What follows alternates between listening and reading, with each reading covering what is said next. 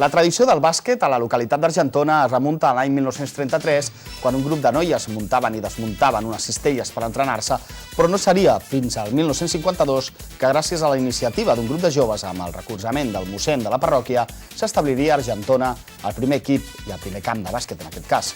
I poc més tard naixeria el Club de Bàsquet Argentona. El Club de Bàsquet Argentona disposa en l'actualitat de 25 equips que van des de l'escola de bàsquet fins al sènior masculí A. En aquest programa ens aturarem a analitzar la temporada que està disputant la categoria mini masculina A i B. En la darrera jornada, l'equip mini masculí A del club va aconseguir imposar-se per un resultat de 55-87. Per tant, van disputar un magnífic partit guanyant per 32 punts a la Unió Esportiva Mataró B. Victòria que fa que en aquests moments es trobin en segona posició a la classificació de la jornada. Dir que el pròxim partit a jugar serà contra l'AECAM.